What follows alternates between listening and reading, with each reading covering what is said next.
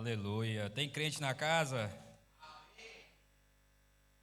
Eu vi Danilo sendo arrebatado agora.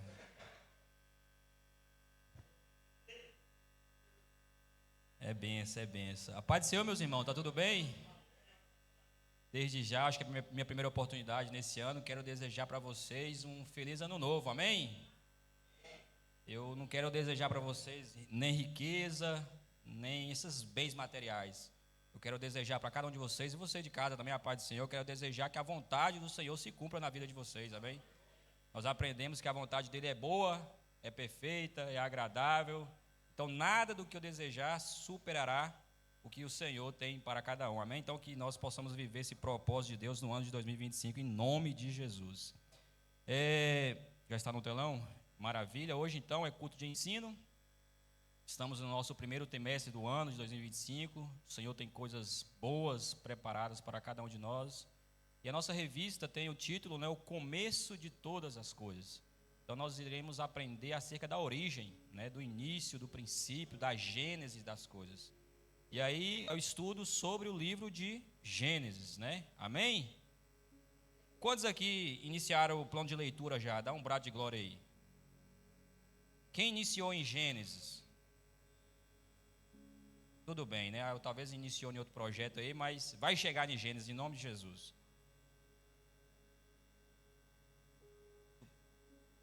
Bem, a nossa lição, então, também já foi mencionada no dia de hoje, se encontra, tem como título a lição de número 1, Gênesis, o livro da criação. Repita comigo o título, por favor. Livro da criação divina. Maravilha. Essa lição, essa revista, melhor dizendo, nas terças-feiras também já foi falado, mas vale a pena ressaltar para a gente poder ir pegando, né, no decorrer do ano aí. Ela é diferente da lição de sábado.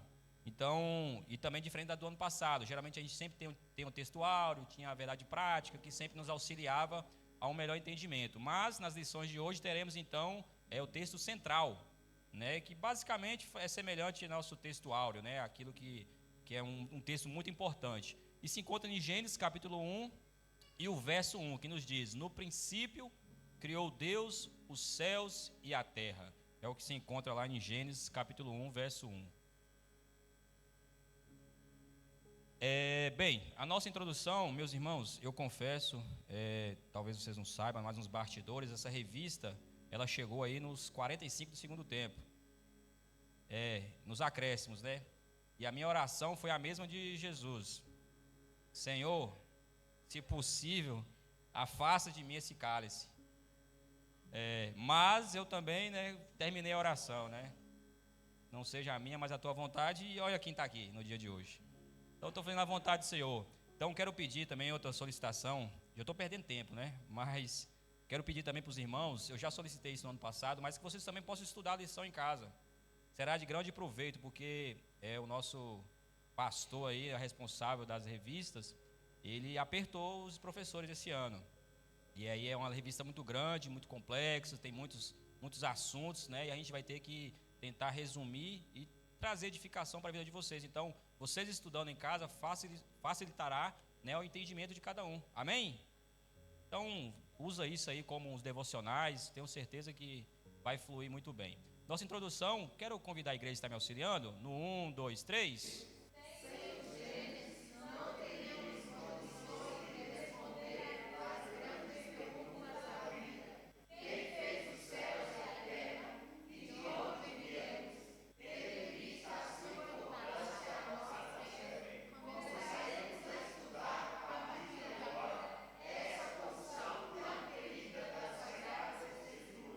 Graças a Deus. Então a introdução já traz ali o entendimento, né? Sem o Gênesis, não teríamos condições de responder às grandes perguntas da vida. Quem fez os céus e a terra e, né, de onde nós viemos.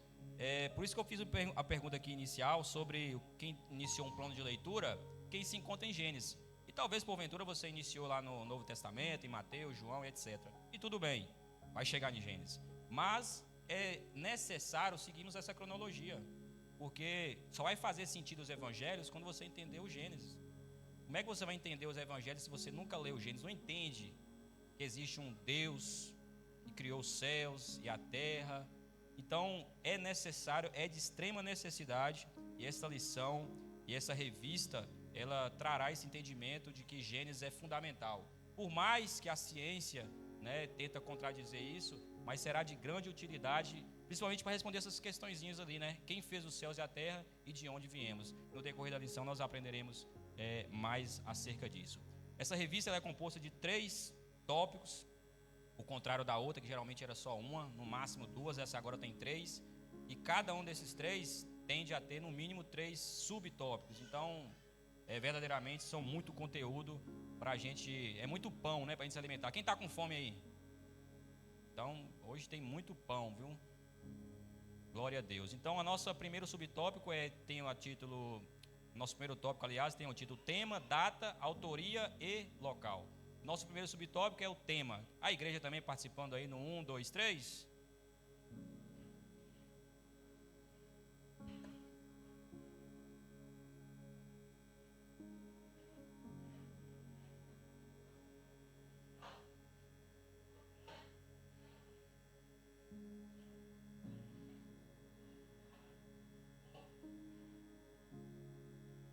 Glória a Deus, aleluia. Graças a Deus essa revista ela vem bem resumida, então somente a leitura já é de fácil compreensão, a gente já facilita um pouco o trabalho. Mas no tocante ao primeiro subtópico, fala sobre o tema. Então qual é o tema, né, de Gênesis? Geralmente o que é tema? Tema é o ponto central. Tema é um resumo que a gente pode falar e a pessoa já entende. Podemos dizer o que é o mais importante. Esse é o tema que essa revista vem nos propor. E o tema central de Gênesis, ele se encontra em Gênesis capítulo 1, verso 1, que foi o texto que nós lemos. No princípio, Deus criou os céus e a terra. Nós temos que partir desse princípio, desse entendimento, de que Deus é o Criador dos céus e da terra. E aí quando você, obviamente, Moisés, né, já estou dando até spoiler aí do tópico seguinte, mas quando ele escreveu isso de forma bem resumida, Deus criou os céus e a terra. Mas o que é os céus e a terra? É algo muito vasto, é algo muito amplo. Existem galáxias aí que são inalcançáveis. E isso faz parte da criação do nosso Deus Todo-Poderoso. Então, a partir desse princípio de entender isso, essa revelação de que no princípio Deus criou os céus e a terra, é que todas as coisas irão começar a fazer todo sentido. Então, nada, se existisse todos os evangelhos, mas não existisse Gênesis, faltaria alguma coisa. E uma coisa de extrema importância, que é o tema central, saber quem criou, quem é o Criador. Porque no verso 1 já inicia falando que existe um Criador, e esse Criador é o Deus Todo-Poderoso. Aleluia. Então nós poderíamos não saber nada dos 49 outros versículos, que tem muita história. Gênesis é um livro muito narrativo, tem muitos personagens, muitas histórias, é um livro muito gostoso de se ler. Mas se não existisse ali, mas existisse o versículo 1, no princípio Deus criou os céus e a terra, e você entender a ênfase disso, já seria de extrema relevância e importância. Então, a partir desse entendimento, que o sentido nosso vai compreender na totalidade o Evangelho como um todo. Amém? Glória a Deus?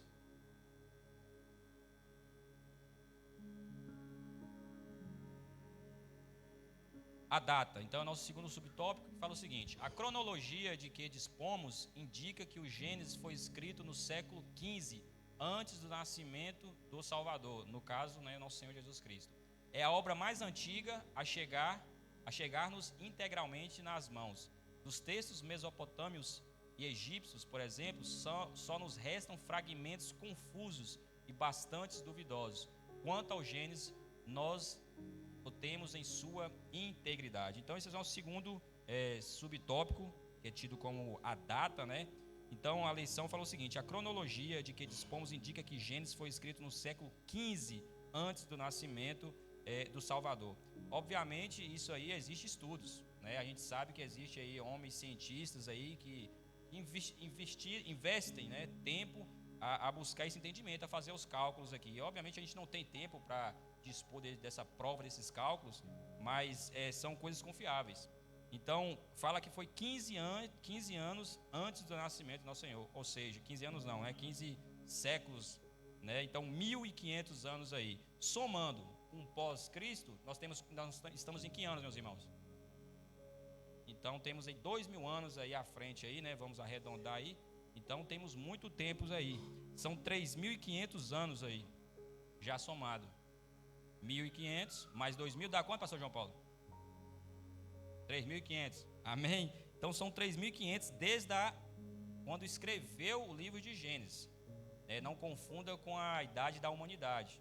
Calculando a idade da humanidade, dizem os estudiosos que chega a quase 6.000 anos. Então, isso aí é a data que foi escrita. Então, a gente aprendeu em outras lições passadas que existia um período em que o conhecimento era passado de forma oral. Então, só a partir aqui de Moisés que a Bíblia começou a ser escrita. Então, agora eu entendo que isso aqui, dessa data toda que eu calculei aqui, esbocei e a revista nos traz, isso revela o poder da palavra. Porque olha o tanto de tempo que já se passou, olha o tanto de séculos que já se passaram, e a palavra ainda permanece viva e eficaz aí, sendo solução na minha e na tua vida. Se hoje você se encontra feliz porque tem salvação, é porque essa palavra outrora chegou até você. Então isso revela o poder da palavra. Outras coisas se dispersaram ao longo dos anos, mas a palavra do Senhor, ela permanece viva. Muitos já tentaram, já queimaram, já fizeram de tudo para acabar com a tentativa de acabar simplesmente com a palavra de Deus. Mas ela permanece. Ela não é palavra de homem, ela é palavra de Deus. Então ela é viva, ela é eficaz e ela vai permanecer, por mais que outros tentem. Então isso revela o poder de Deus, a glória de Deus, a intenção, o propósito, a vontade do nosso Senhor sobre o querer dele. Amém? O terceiro subtópico é sobre a autoria. A igreja também, no 1, 2, 3, por favor.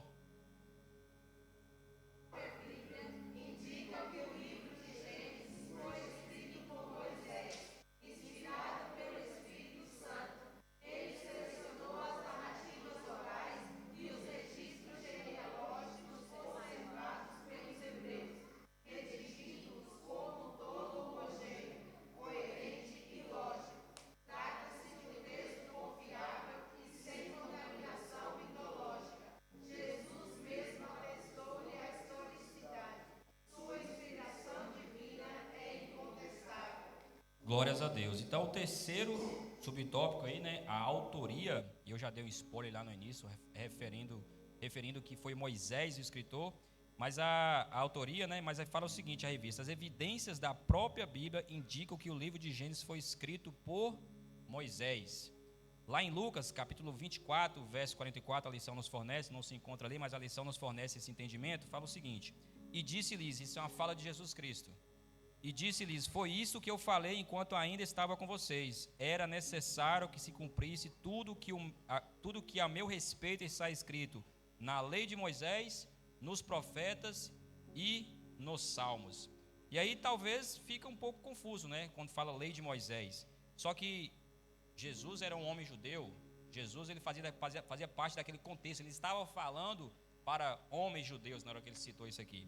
E na lei de Moisés, quando ele fala lei de Moisés para os judeus, ela começa desde Gênesis, porque nós conhecemos como Pentateuco. O Pentateuco é o quê? São 5, Penta vem de 5 livros que eram compostos, para os judeus era a Torá. E o primeiro livro da Torá, quando Jesus cita na lei de Moisés, é o Bereshit, que é falado em hebraico, que é justamente o livro de Gênesis. E aí a gente vai poder contemplar lá em Bereshit, lá em Gênesis, profecias que se cumpriram em Jesus Cristo. E Moisés nada mais escreveu, quando fala que o descendente da mulher esmagaria a cabeça da serpente. Quando Moisés, abençoando os seus 12 filhos, chega para ajudar, Jacó, melhor dizendo, Israel, abençoando os seus 12 filhos, ele chega para ajudar e faz uma profecia também acerca disso, que ali veria o descendente, então, Jesus Cristo. Então Moisés foi o autor disso, porque no contexto em que o próprio nosso Senhor Jesus Cristo, a lição no final ainda fala ali, Jesus mesmo atestou-lhes a historicidade disso. Foi nesse momento aqui, quando ele falou que na lei de Moisés deveria se cumprir. E tudo que Moisés falou, tudo que Moisés citou, veio a se cumprir. Aleluias, glórias a Deus. O local, quarto subtópico do nosso primeiro tópico, nos diz o seguinte: o livro de Gênesis foi escrito durante a peregrinação dos filhos de Israel, rumo à terra prometida, isto é, entre o Egito e o deserto do Sinai. Glórias a Deus. A gente lendo a história de Êxodo, a gente lendo a história de Moisés, a gente vê que Moisés, ele passou muitos dias com Deus. Aliás, ele teve uma trajetória de caminhar ali, né, 40 anos ali no deserto com aquele povo, mas a gente vê muitas ênfases ali, que Moisés subiu no monte, ficou 40 dias, Moisés foi outras vezes, passou mais o tempo. Então Moisés era um cara que tinha um relacionamento intenso com Deus. Então podemos dizer que Moisés, ele foi o primeiro escriba, né? Escriba é uma pessoa que escreve atos, acontecimentos importantes. Isso existia muito na época de Jesus. Na época de Moisés exatamente não existia um escriba, mas Moisés possivelmente foi o primeiro escriba, porque lá em Êxodo 24, verso 4, nos diz o seguinte: Moisés então escreveu tudo o que o Senhor dissera. Então foi tudo, meus irmãos. É interessante porque Moisés, ele não estava nos acontecimentos. E como é que isso veio ter? Revelação do Senhor para Moisés. Ou naqueles 40 dias que Moisés passou, ele só ficou escrevendo ali 10 mandamentos? É pouco tempo ali. Aliás, é muito tempo para 10 mandamentos só escrever. Então naquele momento ali de intimidade, possivelmente, e em outros N motivos, ele foi inspirado a escrever isso, pela obra do Senhor. E aí ao longo da lição a gente vai ver qual a intenção, qual o propósito, qual a necessidade do Gênesis na vida, na caminhada do crente. Amém? Meus irmãos, eu estou dando acelerada justamente por causa disso. Existe a necessidade, amém? Vocês estão conseguindo entender, compreender? A lição em si ela já é bem explicativa, a gente só está tentando reforçar algumas coisas, reafirmar algumas coisas. Na grande maioria nós já entendemos, a grande parte aqui eu só estou também reafirmando coisas que a gente já ao longo do tempo, né? Mas é justamente isso, é uma vacina, amém? Então, segundo subtópico, objetivos do Gênesis. O nosso primeiro tópico é fortalecer a fé da geração do Êxodo. A igreja no 1, 2, 3, enquanto eu tomo água.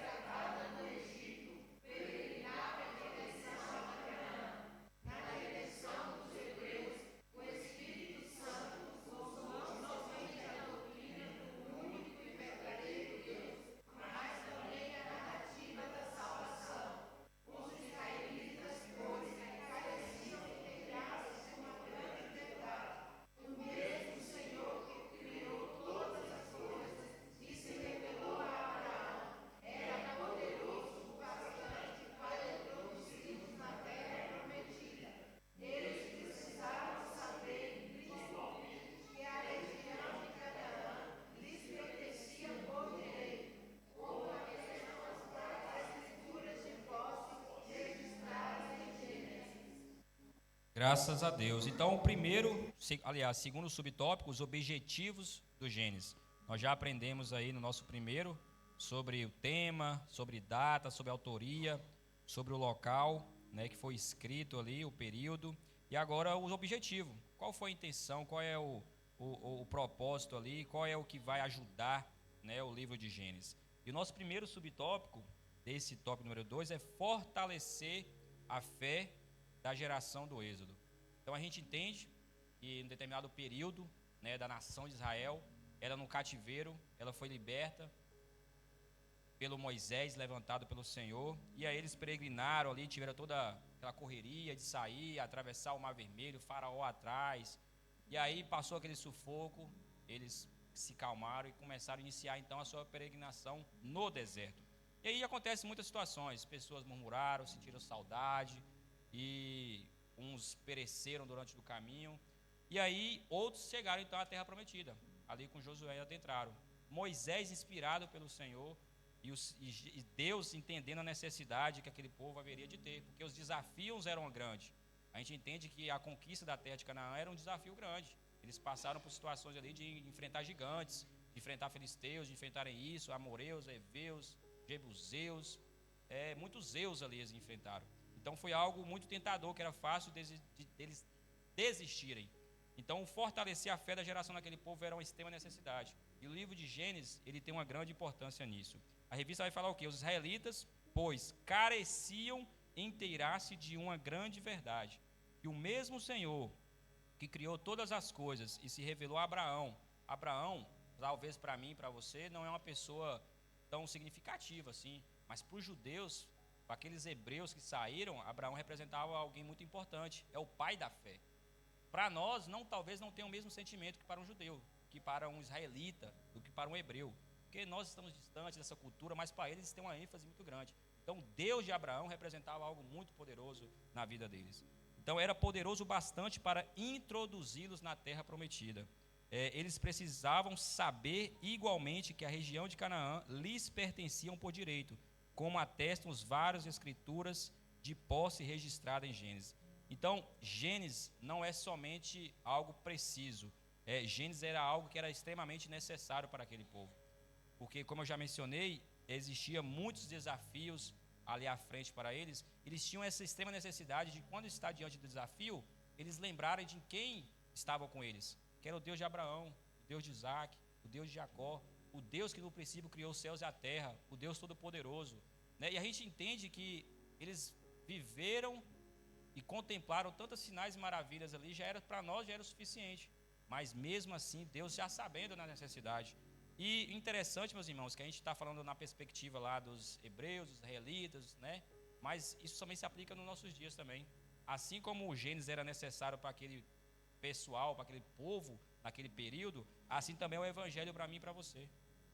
O Evangelho, ele está aí, ele é pertinente para justamente isso fortalecer a minha e a tua fé. Porque no dia mau, é o Evangelho que vai te animar. No dia mau, é a palavra do Senhor que você está firmado. É a rocha, onde você está firmado que vai. Talvez eu possa até te dar um conselho bom, talvez outra pessoa pode te aconselhar, pode te falar uma palavra interessante, mas é o Evangelho que vai trazer a solução para mim e para a tua vida. E naquele momento, o Gênesis servia para isso, para fortalecer a fé daquela geração. E obviamente, chegou para nós o Gênesis. E aí, quando nós olhamos para isso, nós também temos que olhar para a gente nessa perspectiva de que aquele mesmo Deus criador dos céus e da terra é o Deus de hoje. Ele não criou os céus e a terra e ele parou de existir, não, ele existe ainda. Ele tem poder. Se ele tem poder para criar os céus e a terra, qual a dificuldade que vai ter para você, meu irmão? Então, o Evangelho também, assim como em Gênesis, também é algo interessante.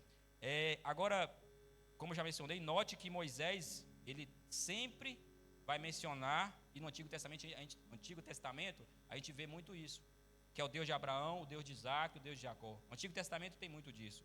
Lá em Êxodo 3,6, nos diz o seguinte: disse ainda, eu sou o Deus de seu pai, o Deus de Abraão, o Deus de Isaac, o Deus de Jacó. Então Moisés cobriu o rosto, pois teve medo de olhar para Deus. Então, já mencionei, Abraão, Isaac e Jacó era algo muito edificante para aquele povo. E aquilo trazia então para eles um alívio, trazia uma confiança, trazia uma estabilidade, uma fé que eles podiam ter, porque eles sabiam da história de Abraão, de Isaac e de Jacó. Eles sabiam da promessa que o Senhor tinha. Então, todo momento, Moisés, ele sempre tenta mencionar isso nos seus escritos Pentateuco lá, na Torá. Mais à frente, em Êxodo 3, 15 e 16, disse também Deus a Moisés: diga aos israelitas, o nosso Senhor Deus falou o próprio Moisés para ele falar isso. Diga aos israelitas, o Senhor, o Deus dos seus antepassados, o Deus de Abraão, o Deus de Isaac, o Deus de Jacó, enviou-me a vocês. Esse é o meu nome para sempre, nome pelo qual serei lembrado de geração em geração. Então, Deus ordena a Moisés a sempre trazer isso em memória.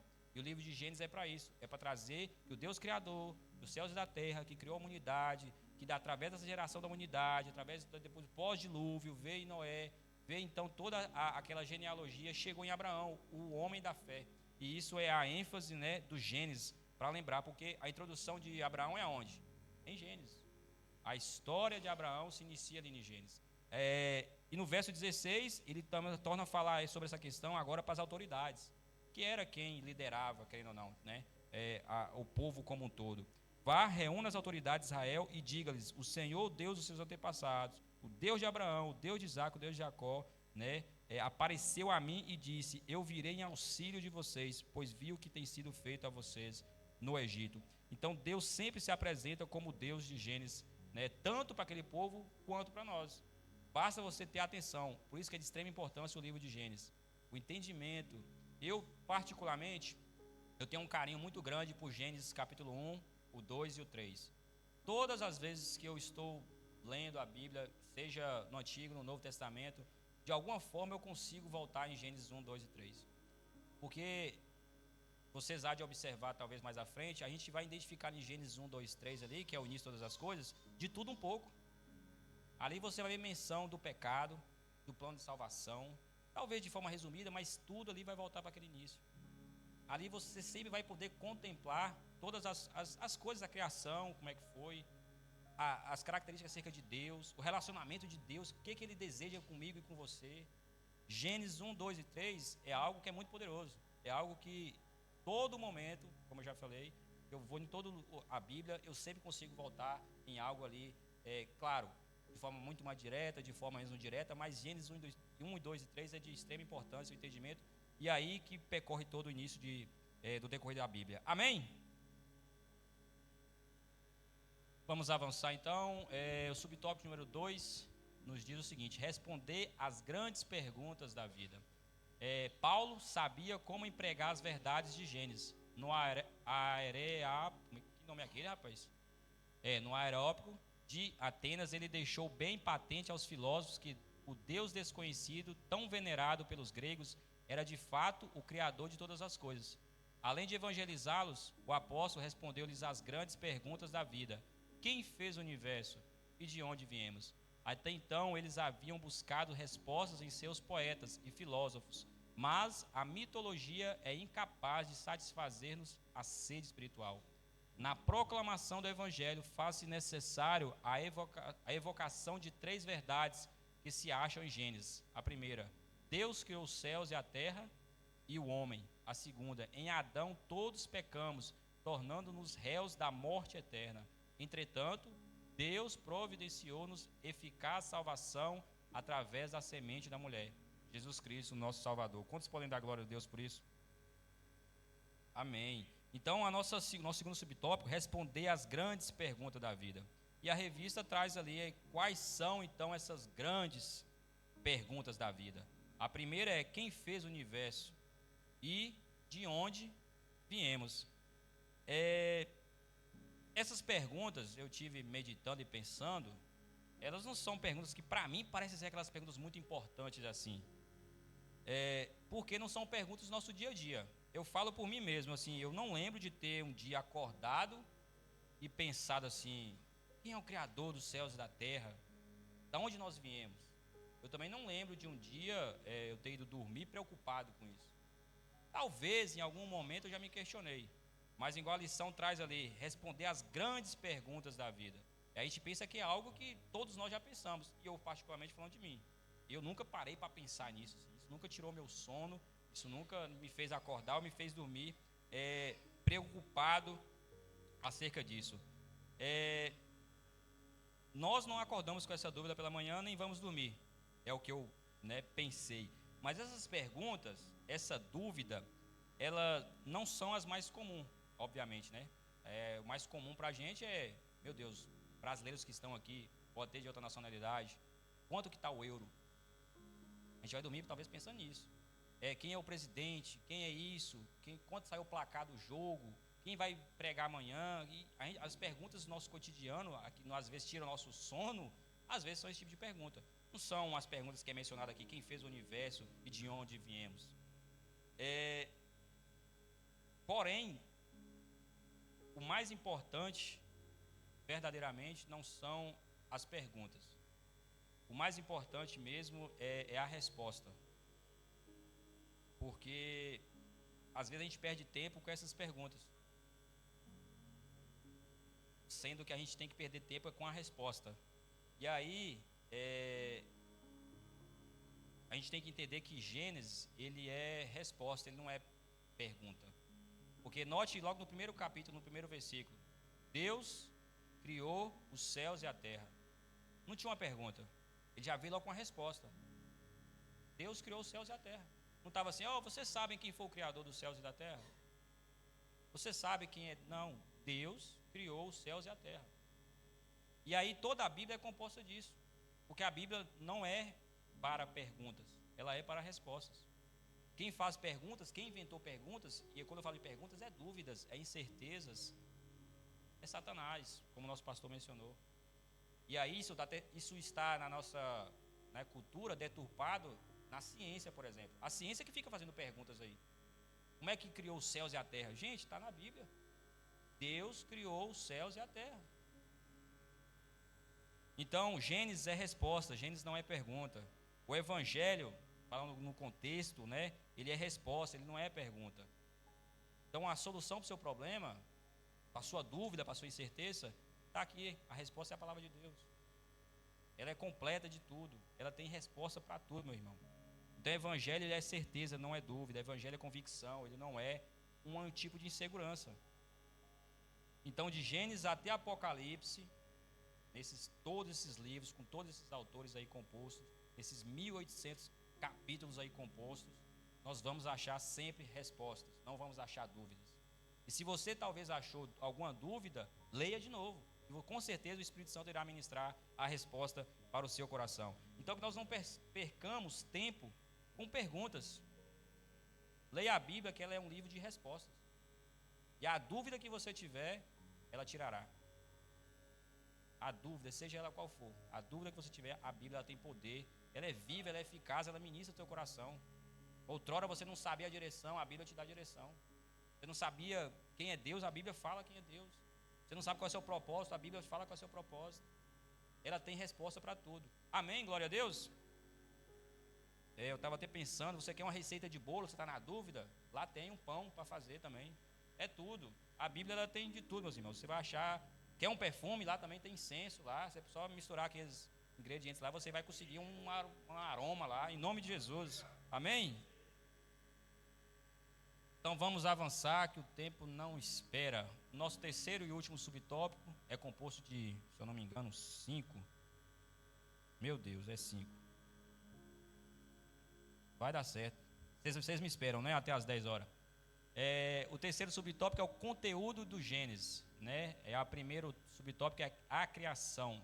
Então quero convidar a igreja também a estar me auxiliando no 1, 2, 3.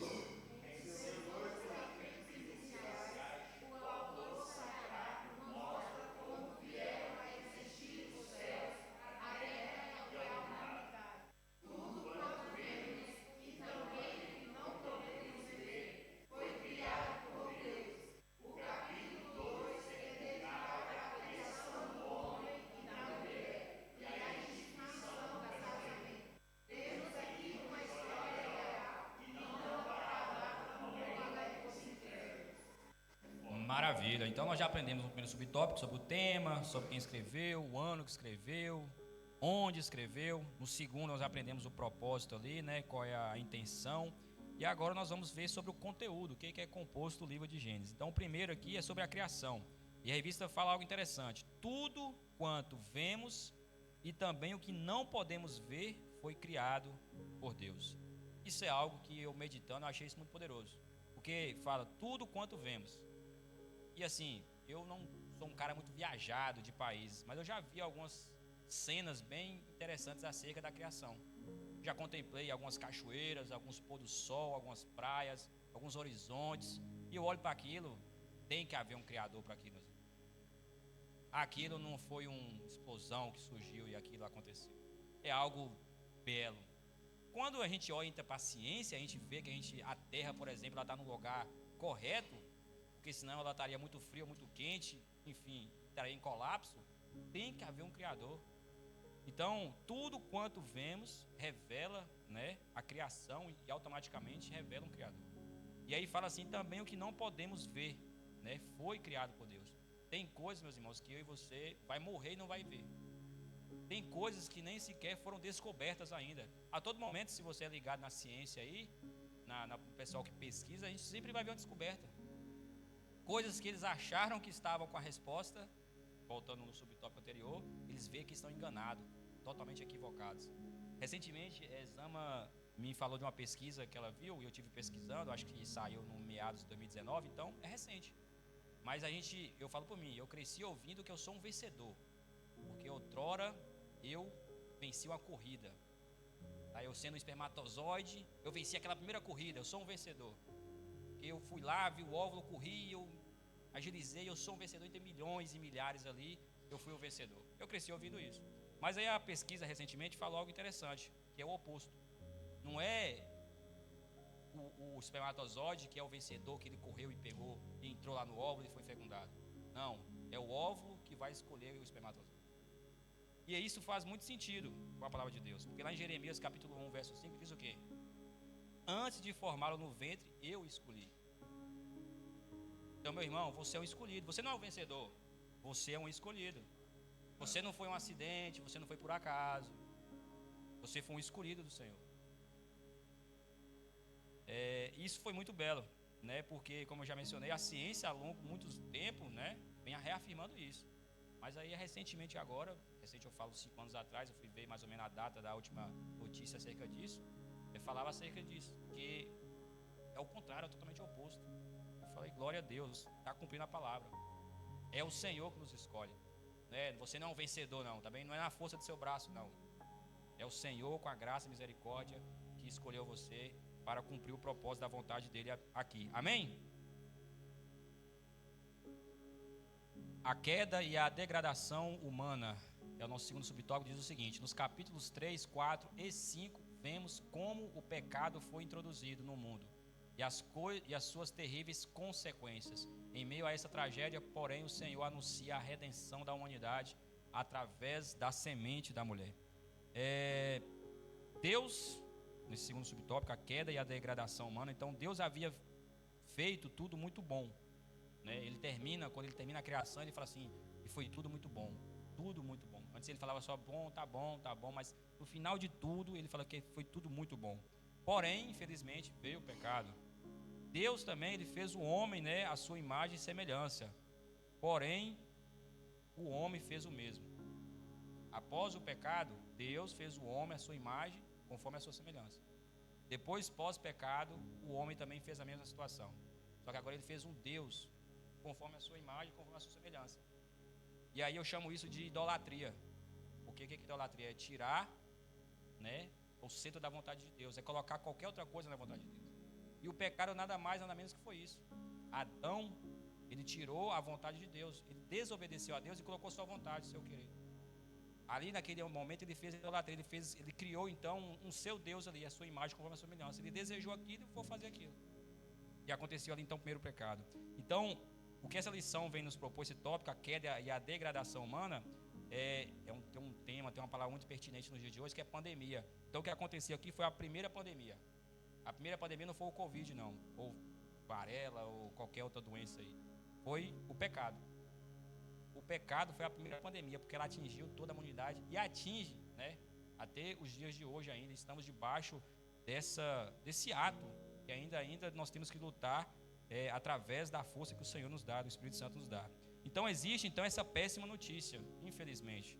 E a lição nos fala, no capítulos 3, 4 e 5, vemos como o pecado foi introduzido no mundo e as suas terríveis consequências. Então a gente vê que o ato de desobediência, aquele ato de não seguir a vontade, a palavra que o Senhor tinha, isso acarretou sérias consequências, que até hoje nós estamos sendo cobrados, estamos debaixo dessa maldição. Já pensou, meus irmãos? Hoje eu não poderia, por exemplo, não teria que ter trabalhado hoje. Eu teria que ficar tranquilo, porque a consequência do pecado foi que agora eu teria que trabalhar. Eu teria que cavacar a terra. Então hoje possivelmente eu não teria essa dificuldade de ter vindo para a igreja, chegar um pouco atrasado. Eu não teria que ter trabalhado. Tudo ia chegar para mim maravilhosamente bem. Então as consequências, eu estou falando de algo simples, mas existe algo mais profundo e uma consequência ainda eterna, que é a morte, né? Você tem a eternidade, agora resta saber qual. Se é a vida eterna ou se é a morte eterna. Mas, em compensação também, existe a péssima notícia, mas também existe a boa notícia. A lição fala, em meio a essa tragédia, porém, o Senhor anuncia a redenção da humanidade, através da semente da mulher. E aí nós conhecemos a história e sabemos que isso está ligado, né, a nosso Senhor Jesus Cristo, que cumpriu isso com êxito, e hoje nós podemos glorificar a Deus, sabendo que nós temos, né, um escape, que nós temos a oportunidade de sermos salvos, se crermos e obedecermos ao nosso Senhor Jesus Cristo. Amém? O terceiro subtópico, o dilúvio, nos diz o seguinte a lição: devido à degradação da raça humana, o Senhor decreta o fim da primeira civilização. A descendência de Adão, porém, seria preservada por intermédio de Noé. Então, devido à degradação da raça humana, o Senhor decreta o fim da primeira civilização. Aqui nós podemos chamar isso de uma reforma. Deus, em um determinado momento, a humanidade chega em um ápice de depravação, de ignorância, de desobediência, que se faz necessário. Não é nem que é preciso, não é uma necessidade mesmo do Senhor cumprir com o dilúvio. Então aqui foi a primeira reforma, foi uma espécie de reset que o Senhor deu aí na humanidade. Então o dilúvio ele era extremamente necessário. Eu tive pesquisando sobre o que acontecia naquela época, os irmãos têm a noção da depravação dos homens. A tradição oral judaica, ela nos informa que em um casamento, homens depravados, totalmente corrompidos, desobedientes, eles se reuniam e entravam nesse casamento, e aí eles praticavam o ato de estuprar o noivo e a noiva. O povo estava em uma depravação, estava num lamaçal ali de ignorância, de não obediência ao Senhor, de contra a vontade do Senhor, tamanha. Foi nessa época, essa tradição judaica também nos fala, que aconteceu o primeiro ato ali, né, da zoofilia, que é o praticar, ter relação sexual com animais. Então, era uma época em que tinha a necessidade de haver, meus irmãos. Hoje a gente sabe que o mundo está totalmente corrompido, o mundo tem coisas também aí terríveis quando a gente para para observar, mas se porventura o Senhor não tivesse entrado com ação, nem sei em que patamar nós estaríamos aqui mais. Porque se depois disso, pós esse juízo, ainda tem resquícios, né, de situações bem deploráveis nos dias de hoje, imagina se Deus não tivesse intervido aqui com esse dilúvio e traga um juízo acabado com aquela geração que infelizmente estava muito corrompida com a maldade, com a desobediência. Então o dilúvio é uma espécie de juízo de Deus, mas o mais belo do dilúvio é a fidelidade da palavra de Deus. Porque eu penso que Deus ele poderia muito bem vir acabar com tudo.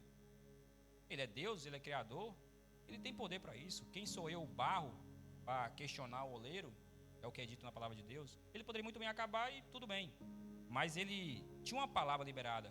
Ele falou que o descendente da mulher esmagaria a cabeça da serpente. Então, se ele acaba com aquilo tudo e começa com outra geração, ele não estaria cumprindo com a sua palavra. Então, mesmo diante de tantas atrocidades, ele encontra um homem justo, Noé, e da descendência de Noé, ele então consegue cumprir com a palavra, ele consegue permanecer fiel com a palavra que lá no ato do pecado, e ele trouxe ali, então, palavras de maldição acerca daquele casal, daquela família, ele cumpre isso e com êxito. Então, o nosso Deus, ele permanece fiel. Então, se você tem uma palavra do Senhor, creia, ele é fiel para cumprir a palavra. Em meio a várias situações, aqui era até justo, a gente podia até passar o pano, né, para Deus, ele acabar com tudo e começar de novo, mas ele permanece fiel com a sua palavra. Então nós temos que entender que o que o céu começa, o céu ele vai terminar, amém? O que o céu começou, o céu ele irá terminar. Se tem uma palavra para o seu coração, se tem uma palavra para a sua vida, se tem algo que o Senhor já ministrou, então creia nisso somente, porque o que o céu começa, o céu com certeza irá terminar.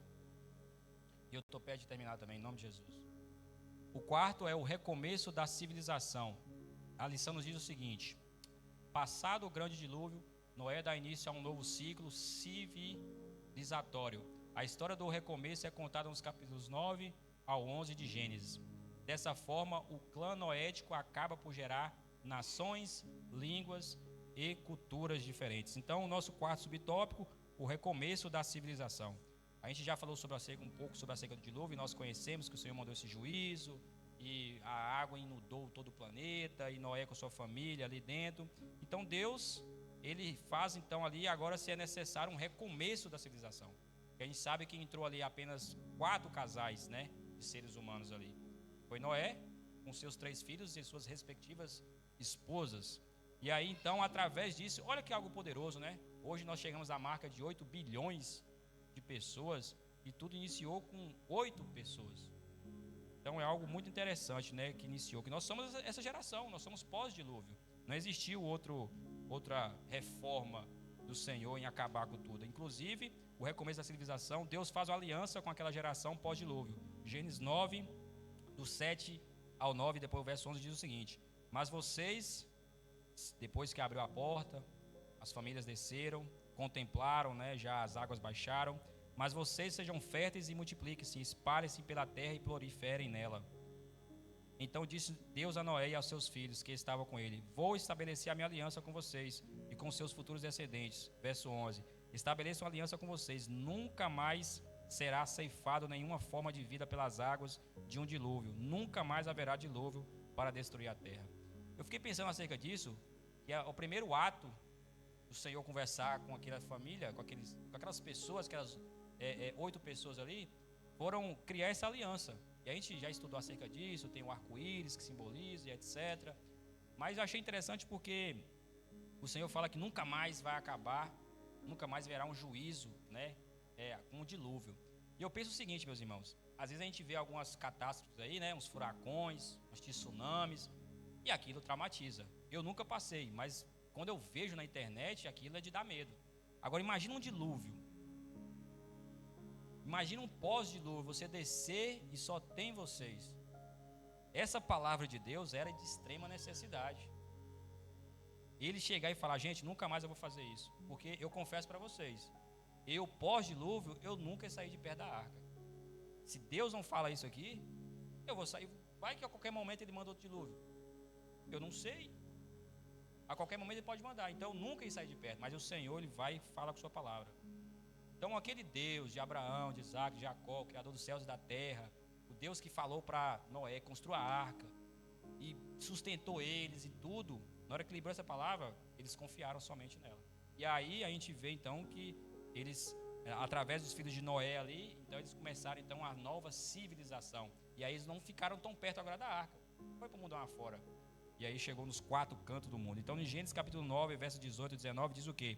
Os filhos de Noé que saíram da arca foram Sem, Cã e Jafé.